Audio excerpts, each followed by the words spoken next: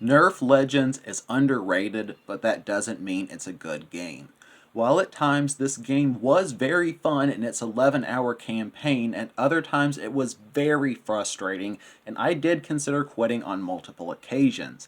And apparently a lot of players did quit, seeing as how less than 1% of Xbox players beat the campaign and less than 10% of Steam users finished. Nerf Legends is a parkour first-person shooter, and most of my issues from this game comes from the parkour. Unlike other parkour shooters, such as Wet or Severed Steel, Nerf Legends does not have a slow motion feature, something that would have greatly benefited this game. Like, how am I supposed to shoot a little tiny button while I'm flying through the air at full speed? And a lot of times I missed jumps because I wasn't able to adjust until the last second when it was too late and I realized I was going to miss.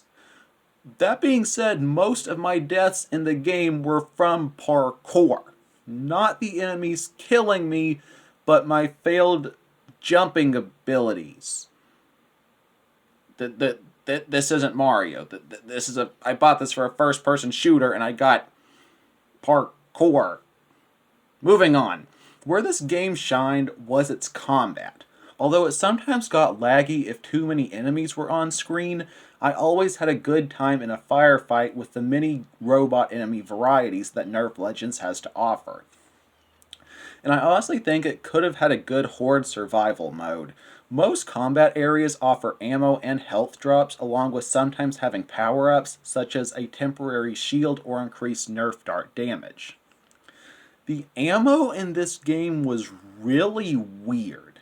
In every first-person shooter I've ever played, each gun has its own ammo, but in Nerf Legends, all guns draw from the same stockpile. So if your primary gun runs out of darts, you can't just simply switch weapons because it won't have any reserve ammo, just whatever is in the magazine. This was occasionally frustrating, but since ammo drops are plentiful, it was rarely an issue. Also, the game had a decent variety of Nerf blasters, unlocked by achieving medals on certain levels. They don't call them guns for some reason. Back in my day, we called them Nerf guns when my friends and I had Nerf wars. That being said, I mostly just stuck with the default assault rifle as my primary weapon.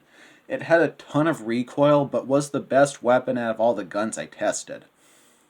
You can also unlock camos and upgrades for your weapons, but the upgrade system was kinda confusing, so I really just left it alone.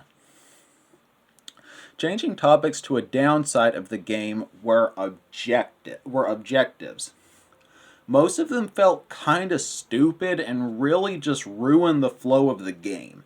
You'd barely escape alive with like 10 points of health from a 10-minute battle, only to be forced to spend 15 minutes doing something like searching for buttons to press hidden throughout an area.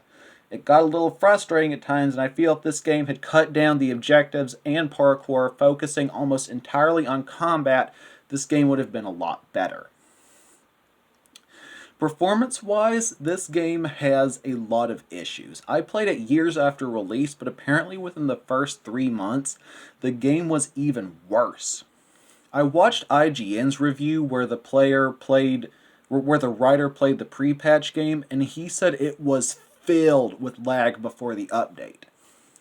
Even years later, with the update, as previously stated, if too many enemies were on screen at once, it got kinda laggy. Especially the final boss, where at times it was worse than Shadow of Mordor on the Xbox 360. If you've played Xbox 360 Shadow of Mordor, you know it gets really bad. During the fight, I literally could not tell what was going on at times because it was just so janky. I mean, it was just horrible lag. I would assume that this would be less of a problem on a Series X because it has more RAM, but that's just an untested assumption. But that is not the worst performance issue. On several occasions, the game glitched with objectives. You'd complete objectives and it just wouldn't register.